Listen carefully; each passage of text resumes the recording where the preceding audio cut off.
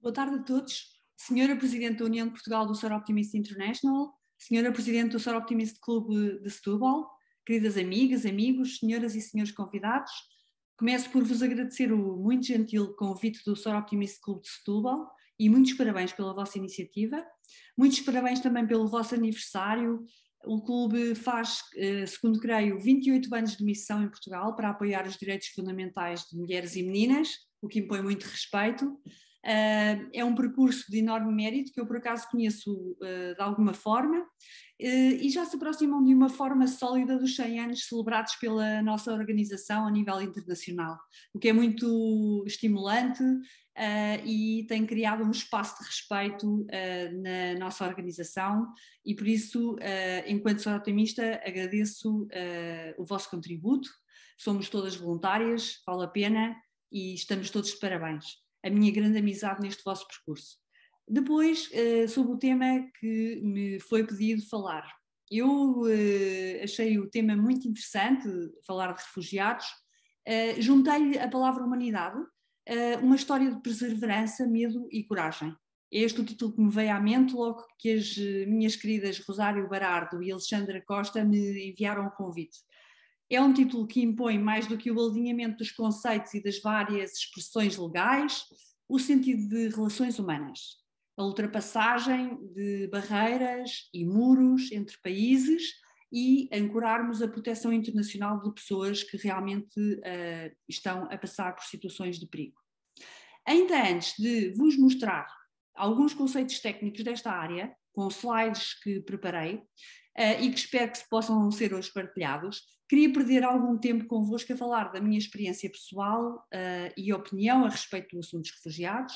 Depois queria e espero que saiam daqui com uma noção desmistificada de uma vez por todas do conceito de refugiado. Queria mostrar-vos que a solidariedade internacional existe, é credível e é boa para todos. E dar-vos a conhecer alguns conceitos-chave para que possam trabalhar ativamente na vossa missão, com mais eficácia e, no fundo, ajudar e continuarem a ajudar as pessoas que são refugiadas, deslocadas ou outras que mereçam proteção internacional. Aqui eu tenho que fazer um parênteses para vos dizer que a minha experiência com as ONGs de refugiados, maiormente o Conselho Português para os Refugiados, e enquanto consultora externa do Acnur em Portugal, o trabalho real com requerentes de asilo de várias nacionalidades e lá atrás, enquanto muito jovem, também as idas ao aeroporto para resgatar e elaborar os pareceres jurídicos dos requerentes de asilo, foram anos do início da minha carreira jurídica que me marcaram para sempre. Aprendi muito e nunca o poderei esquecer. É provavelmente por causa destes anos que tanto entendo e respeito a causa dos refugiados. E talvez por isso também vejo que o antes não é igual ao agora. A história realmente tem ciclos e só quem experiencia as coisas é que sabe e sente como é que foram. Antes nós não sabíamos tão bem o que era isto dos refugiados, tínhamos imensas dúvidas. Ouvíamos contar a respeito da Primeira e da Segunda Grande Guerra, que foram momentos muito importantes da história do mundo. Ouvíamos falar da guerra colonial, de conflitos, mas que estavam um pouco lá longe e passavam na televisão e, na verdade, não afetavam a nossa vida pessoal. Por isso, refugiado era idêntico a pessoa um pouco estranha, por vezes até sentida como um intruso, e dava às interpretações erradas e prejudiciais para estas pessoas, para estes seres humanos. Eis que em 2 anos, e sabem do que estou a falar, nós todos, no mundo inteiro, fomos colocados abruptamente perante uma pandemia. E essa pandemia mudou vidas, ceifou muitas vidas e de repente passou a criar-se uma vivência cotidiana que foi de risco, de medo, de isolamento social e era diametralmente oposta àquela que sempre vivemos nas nossas vidas. Na minha geração, pelo menos, não conheço outra. Apesar de ser o filho de um militar, e o meu pai fez 3 comissões em África, sempre com a mulher e os filhos por perto. Portanto, eu até vivi coisas que não gostava de ter vivido e até vi coisas que não gostava de ter visto, especialmente em Moçambique. O que nos sucede agora é que, quando nos erguemos desta terceira vacina e do regresso gradual às nossas vidas, quando deixávamos o teletrabalho, a telescola, os negócios começaram a recuperar e estávamos de novo a respirar de alguma forma, é-nos apresentado um desafio brutal. E desde 24 de fevereiro que estamos a assistir a uma guerra que transporta uma crise humanitária gravíssima, com perdas de vidas humanas e vidas penhoradas. É disso que eu creio que podemos falar. Portanto, estamos todos nós solidários com a nossa Ucrânia, a ajudar a Ucrânia, a reunir mantimentos, vestuário, a tentar encontrar alojamentos, e foi extraordinária a ação comunitária desde o primeiro minuto em prol das pessoas da Ucrânia, que, como sabem, sobretudo eram mulheres e crianças. Ora, depois da experiência que tive, com a intensidade em que me foi dada a conhecer a área dos refugiados, eu vejo uma diferença abissal para melhor na atitude das pessoas em face dos refugiados, agora, depois da pandemia. A guerra da Ucrânia realmente traz uma comoção de todo o mundo, diferente daquela que se passava com o massacre dos Tutsis no Ruanda em 1994, ou com a guerra na Libéria, ou com a própria guerra no Kosovo, e os países de acolhimento aqui na Europa, nessa altura, não deram como garantida a ajuda necessária, eu lembro-me bem. Portanto, naquela altura eu trabalhava na coordenação do gabinete jurídico do Conselho Português para os Refugiados. Nós juntávamos as equipas para irmos por vezes à meia-da-noite ao aeroporto, a entrevistar os requerentes de asilo na zona internacional, e lembro-me que era realmente um momento muito importante, porque se fosse pedido o estatuto de asilo, o CEF já não podia devolver as pessoas aos países de origem, onde elas realmente corriam perigo. No caso de pessoas Tutsi, ruandesas, por parte dos Hutu, poderiam ser mortas. E durante anos foi tudo muito batalhado, discutido, postos em práticas sistemas de análise dos pedidos que estavam sujeitos a um sem número de ses, e nós tentávamos dar todas as garantias de imparcialidade e de contraditório e de proteção adequadas, mas realmente foi preciso muita discussão para que finalmente uma ONG fizesse pela primeira vez parte do grupo oficial de trabalho junto do Ministério da Administração Interna para redigir a lei de asilo. E eu lembro-me que isso tenho de estar grata realmente ao Dr. Luís Amado, que era na altura o Secretário de Estado da Administração Interna. Foi dele a iniciativa. Portanto, a partir desta altura, uma ONG passou a ser mencionada oficialmente nos vários artigos da lei e era ouvido o nosso parecer sobre estas pessoas. Foi um prazo gigantesco. Felizmente, os passos dados na União Europeia e a harmonização legislativa e de práticas entre os vários países também resultou muito, muito benéfica, e porque antes cada país fazia como queria, interpretava muitas vezes de formas diferentes os artigos da Convenção de Genebra de 51, os requerentes de asilo eram detidos em centros de detenção e eles já vinham traumatizados, portanto imaginem o que isso causava no seu bem-estar. E ninguém conseguia convencer as autoridades de fronteira de que estas pessoas deveriam ser respeitadas, eram seres humanos e não tinham cometido nenhum crime. Por vezes as famílias eram separadas. E realmente aquilo que expressam organizações como a nossa, o Sor Optimist International, outras como a Caritas, a Human Rights Watch, a Amnistia Internacional, toda a plataforma de direitos humanos das mulheres que tem sido fundamental, todas as opiniões e as mensagens têm sido fundamentais para mudar as coisas. É o lobby ou advocacy de que se fala muito hoje em dia. Portanto, eu pergunto-vos uma coisa aqui neste momento. Se o Covid-19 tivesse atingido apenas um país em África ou na Ásia, será que teríamos a mesma atitude de preocupação? Se a invasão da Ucrânia não comportasse riscos enormes para a segurança internacional, passíveis de serem exponenciados numa terceira guerra mundial de invasão nuclear que nos afetasse realmente, acham que teríamos a mesma atitude de preocupação que é partilhada neste momento pelas instâncias políticas internacionais? Se a Rússia e a Ucrânia não fossem potências com enorme valor para a economia mundial, será que a comunidade internacional teria a mesma atitude? Enfim, poderíamos dar largas à nossa imaginação e deambular aqui em inúmeros raciocínios a respeito das razões deste conflito, das consequências do mesmo e daquilo que os países terceiros pensam e forma como se posicionam naturalmente.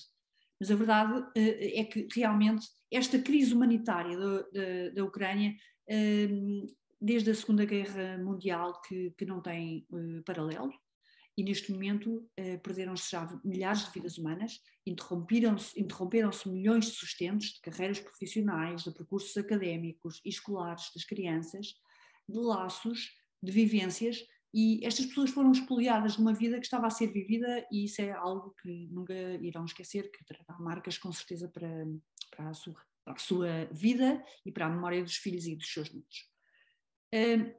Aqui realmente eu tenho de emitir a minha opinião, que é a seguinte: eu creio que o Covid-19 causou coisas positivas. É estranho eu dizer isto, evidentemente, mas não sou a única a pensar isso. Agora, depois do Covid-19 nos ter afetado, de sabermos o duro que foi, o sofrimento que sentimos, a perda que foi para todos nós, os longos confinamentos, a angústia de estarmos afastados e privados do exercício das nossas profissões, eu penso que todos nós fizemos um reset, e o próprio secretário-geral das Nações Unidas fala nisto, no reset global.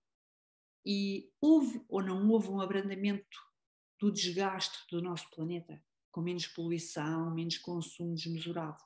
De repente ganhamos ou não uma consciência de que algo muito gravoso pode suceder aqui tão perto de nós, nas nossas vidas. Portanto, é disso que eu estou a falar. Eu penso que o Covid trouxe a consciência da proximidade do sofrimento humano, tornou-nos todos mais solidários, e isso, quanto a mim, é algo positivo. Também houve uma subida exponencial da violência doméstica. Aproveito para partilhar convosco esta preocupação. O secretário-geral da ONU fala em pandemia silenciosa, e eu tenho um infográfico das Nações Unidas que reporta no ano 2020 244 milhões de mulheres vítimas de violência, subidas de 30% em países como a França e a Argentina, e isso foi realmente horrível, porque todos os planos de ação a respeito da abordagem da violência não estavam preparados para uma intervenção das forças policiais neste contexto. Portanto, eu acho que é nos momentos de crise humanitária global que percebemos verdadeiramente a noção de sofrimento e de entreajuda e nos tornamos mais generosos. Provavelmente lá atrás, no decurso da Segunda Grande Guerra, as pessoas também sentiram algo semelhante ao que estamos a viver. Eu lembro-me, entretanto, de uma história muito curiosa que é na minha família.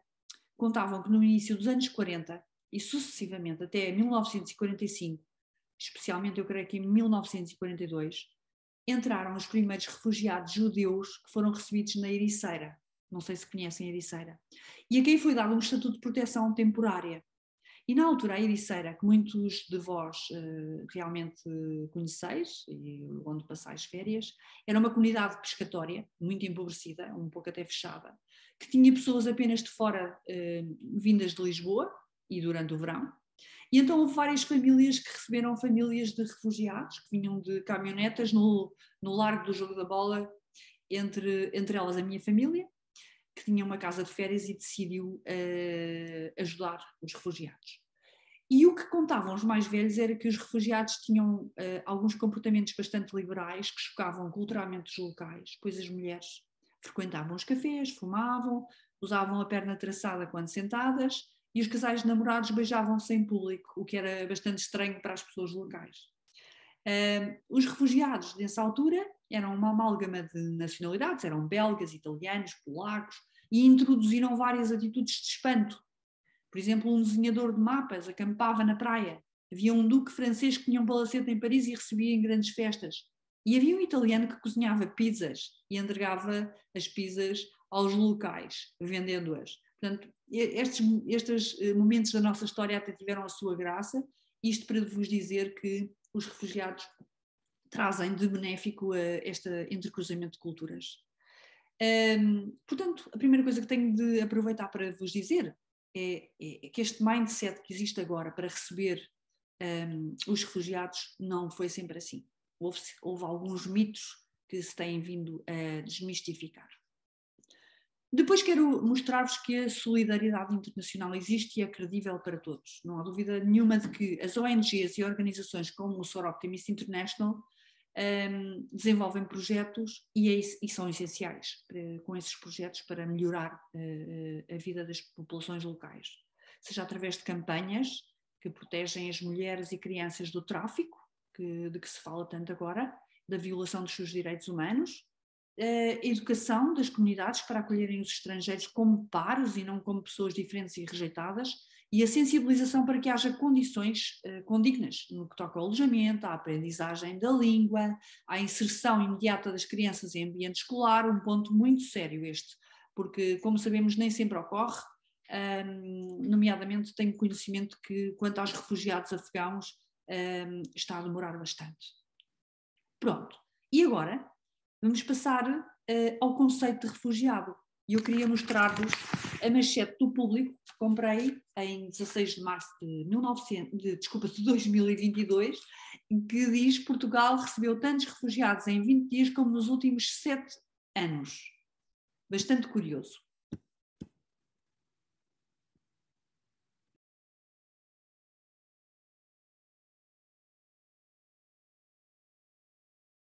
Proteção internacional.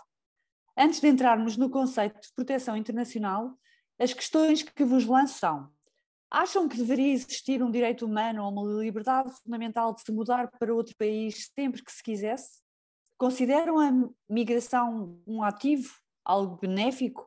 Ou, pelo contrário, representa um fardo, um custo, um ónus para os Estados, sobretudo receptores? E, nesse caso, compreendem que sejam tomadas medidas políticas para evitar esse ónus? Limitações ao direito de circulação? Dentro de que limites é que acham que isso pode suceder? Outra questão: existirá uma relação entre os movimentos de pessoas no passado da história, a forma como se interrelacionaram, o desenho geopolítico que criaram e as políticas migratórias que se desenrolam no momento atual? As crises e conflitos sobre soberanias e Estados têm origens em fatores por vezes económicos, por vezes culturais, por vezes religiosos, que se desenharam ao longo da história. São questões sobre as quais não houve um entendimento entre os decisores em determinadas alturas, não houve algo consensual entre grupos étnicos, religiosos e culturais, o que levou a que se isolassem cada vez mais. Naturalmente que estas questões poderiam levar-nos um dia inteiro de discussão, o que não é o caso agora, mas gostava de vos dizer que, antes de entrarmos em considerações sobre o tema de refugiados, devem pensar que nada é por acaso, tudo se desenrola por um motivo, por um conjunto de motivos, muitas vezes, e temos de pesar os vários fatores, as várias circunstâncias que conduziram a que houvesse fluxos de refugiados. E com cuidado e com um forte benefício de dúvida. Deve haver uma ação especializada e conhecedora das matérias, respeitar as salvaguardas e direitos humanos que as organizações internacionais têm vindo a convencionar, e isso para salvar vidas humanas. Agora vamos falar daquilo em que consiste a proteção internacional.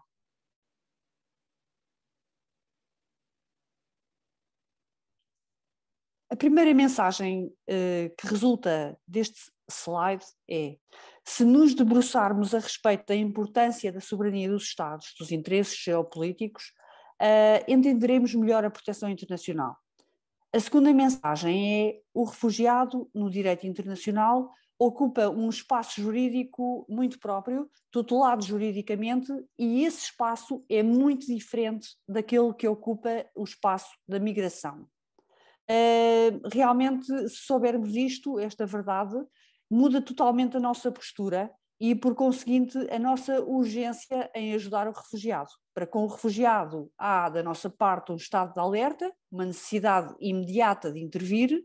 Para com um migrante isso não acontece. A proteção internacional, o que é então?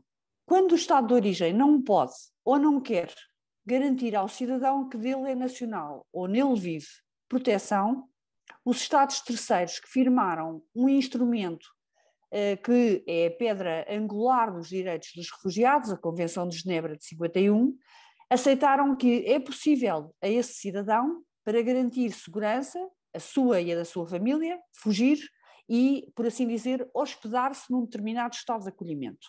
Até quando? Até que cessem as circunstâncias que geraram a saída abrupta e legítima do país de origem. Pode ser um acordo de paz, pode ser uma mudança de regime político, são circunstâncias que, a alterarem-se, conduzem a que os refugiados deixem de o ser e regressem ao país de origem. Com os refugiados, por via da proteção internacional, juntam-se a soberania do Estado, os princípios conexos de supremacia territorial e a autopreservação das pessoas humanas. Qualquer um de nós, nesta sala, poderia ser um refugiado. Possivelmente, algum de vós já o pode ter sido. Há princípios humanitários concorrentes, derivados do direito internacional geral, incluindo a Carta das Nações Unidas, a Convenção de Genebra de 1951, que acabei de referir, e essas são as obrigações firmadas pelos Estados em momentos em que tiveram interesse em proteger e cuidar as pessoas que não podiam regressar aos seus países de origem. E então, o que é que acontece? Surge um conjunto de medidas que vão desde o Estatuto de Refugiado ao Estatuto de Proteção Humanitária, à proteção temporária, ou programas diferentes como o do reagrupamento familiar, que surge quando se pretende juntar pessoas da mesma família nuclear que estão em diferentes estados de acolhimento, ou algumas delas ainda no país de origem, a correr perigo para a sua vida ou para a sua integridade física. Vamos falar agora de conceitos relevantes. Ora bem, este slide é muito importante e não sei se ouviram Vladimir Zelensky, há dias atrás, quando se dirigiu ao Parlamento Português, na sua mensagem, que foi muito grata para com os portugueses e até algo carinhosa, ele disse uma coisa que é o seguinte: os ucranianos não são refugiados. Os ucranianos querem regressar à Ucrânia logo que possam e amam muito o seu país. Lembram-se disto? Ora bem, o Zelensky tem razão. Os ucranianos poderão ser denominados impropriamente ou de forma menos técnica como refugiados, mas eles na realidade não são refugiados. São pessoas que neste momento estão a merecer uma proteção temporária, excepcional, que está a assegurar-lhes realmente que possam deslocar-se em larga escala para países limítrofes, porque não podem regressar ao seu país de origem. Mas não é no país de origem que sofrem perseguição. Ao contrário disso, os refugiados, como podem ver neste slide, e tal como são definidos na Convenção de Genebra de 1951, são pessoas que receiam com razão de ser perseguidas em virtude da sua raça, religião, nacionalidade, filiação em grupo social ou opiniões políticas, encontram-se fora do país de que têm nacionalidade e não podem, em virtude desse receio, pedir a proteção do seu próprio país. Portanto, realmente, normalmente, os refugiados temem a perseguição no país de origem, o que não sucede com os ucranianos. Eles temem perseguição por causa de um conflito, de uma invasão determinada por um país estrangeiro, neste caso a Rússia. Depois há a proteção subsidiária, é uma forma complementar de proteção que é atribuída a pessoas que, apesar de não caírem no âmbito da proteção de refugiado, do conceito de refugiado, não podem, devido a conflitos, a guerras, etc., regressar ao país de origem. Vamos falar então de imigrantes e da sua diferença entre refugiados e migração. Há grandes diferenças entre migrante e refugiado. Neste slide, que realmente, em traços gerais, enuncia a forma como devemos olhar para os refugiados e como é que esta é uma situação de exceção. As principais características dos imigrantes é que tomam a decisão consciente de deixar o seu país de origem ou de residência habitual. Ao contrário disso, os refugiados são forçados, em virtude de perseguição, a deixar os seus países. A saída do país do imigrante é planeada e organizada. Pelo contrário, a saída do país do refugiado é uma saída sem planeamento. Muitas vezes nem levam o próprio passaporte, ou a certidão de nascimento, ou qualquer outro documento ou bem. O migrante é sujeito às leis nacionais que regulam a imigração, portanto, pede uma residência ao país de acolhimento, enquanto que o refugiado enquadra-se num diploma diferente, merece tutela do direito internacional e está sujeito à lei de asilo do país de acolhimento. O imigrante pode regressar ao seu país sempre que quiser. O refugiado não pode regressar enquanto não cessarem as razões que determinaram a sua fuga. As principais preocupações também são diferentes.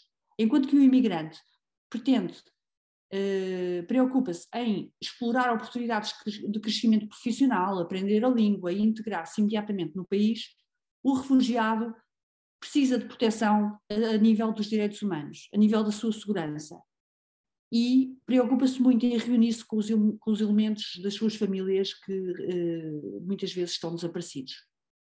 Portanto, quando foi redigida a Convenção de Genebra de 51, que por acaso só protegia as pessoas vítimas da Segunda Grande Guerra, a realidade realmente mostrou que décadas mais tarde era necessário alargar o seu âmbito temporal e geográfico, porque milhões de pessoas são hoje forçadas a fugir de suas casas como resultado de conflitos, discriminação sistemática ou outras formas de perseguição. E isso continua desde a Segunda Grande Guerra até hoje, em vários países, em vários locais, e justifica a atuação do Acnur. Continuando as diferenças e pontos em comum entre refugiados e migrantes. Há vários pontos em comum, realmente, entre o imigrante e o refugiado, porque ambos deixam a sua família, os seus amigos e pertences, ambos lidam com diferentes culturas e línguas, desejam oportunidades para atingir os seus objetivos, requerem apoios académicos, querem aprender a língua e as dinâmicas familiares podem realmente alterar-se. E depois há pontos divergentes, assuntos pessoais devidamente resolvidos por parte do imigrante que deixa a sua família e não tem essas circunstâncias inesperadas.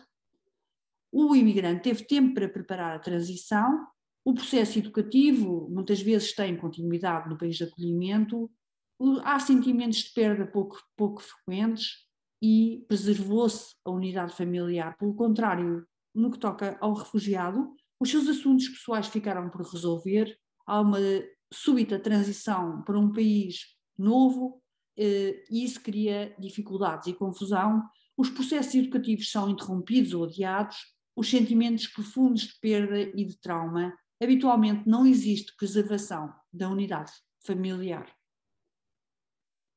Vamos agora falar da Convenção de Genebra de 1951.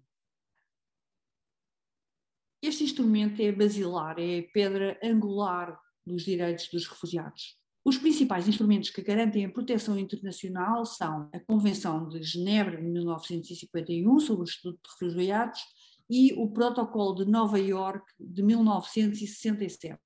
Basicamente, a Convenção emergiu de uma necessidade crítica, após a Segunda Grande Guerra, de definir o tratamento de milhares de judeus. Continha uma limitação temporal, porque aplicava-se apenas aos refugiados saídos da Segunda Grande Guerra, e igualmente uma limitação geográfica, pois aplicava-se apenas na Europa.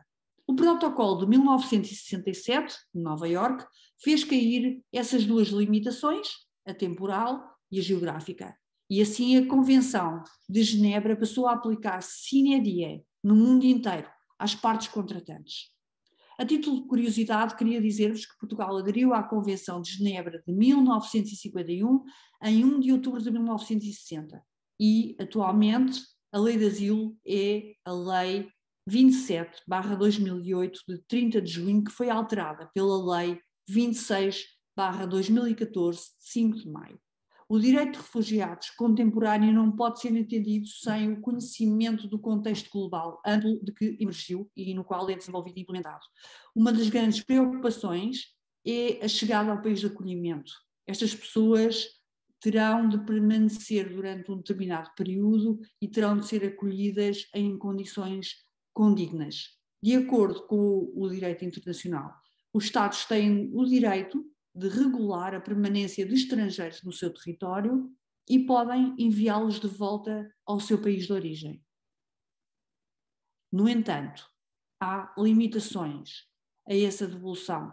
Essa devolução não pode ocorrer quando haja perigo para a pessoa que é devolvida de realmente correr perigo para a sua vida ou a violação de direitos fundamentais. Não sei se estão recordados de uma enorme complicação que foi gerada quando, há alguns anos atrás, durante a guerra da ex-Jugoslávia, a Alemanha queria devolver um avião com mais de 100 refugiados e, com base no princípio do non-refoulement, isso foi impedido pelo Acnur. O Acnur tem uma missão fundamental. Vamos então falar da missão do Acnur. O Acnur foi criado a 14 de dezembro de 1950 e tem vindo a aumentar o seu protagonismo devido, infelizmente, ao número de missões importantíssimas em todo o mundo que se destinam a dar resposta às necessidades dos refugiados. É um organismo humanitário, é um organismo apolítico, e o seu mandato tem a ver apenas com a proteção que é conferida aos refugiados e aos deslocados humanitários e necessitados de proteção temporária. Portanto, a todas estas pessoas que se encontram sob os auspícios da Convenção de Genebra de 1951. As soluções que têm sido procuradas pelo Acnur são, por vezes, permanentes e duradouras, mas nem sempre. O interesse superior desta organização é realmente encontrar a melhor solução das condições que possibilitem o retorno dos refugiados ao país de origem, o repatriamento voluntário, ou, em alternativa, a integração no país de asilo, através de transformação do estatuto de refugiado noutras dinâmicas por parte dos governos dos países de acolhimento ou reinstalação em países terceiros. Aqui diz segundo país de acolhimento, mas poderá ser realmente também um país terceiro. Nem sempre essa integração é o alvo da missão do Acnur. Normalmente pretende-se que a pessoa fique no primeiro país de acolhimento. Ora bem, eu penso que em traços muito gerais vos transmiti as noções importantes a respeito dos refugiados. Espero que com estas noções consigam dar resposta a pedidos de ajuda que surjam no âmbito da missão, seja de voluntariado, seja de prática institucional do vosso trabalho, e agradeço a presença de todas as pessoas hoje aqui. Muito obrigada.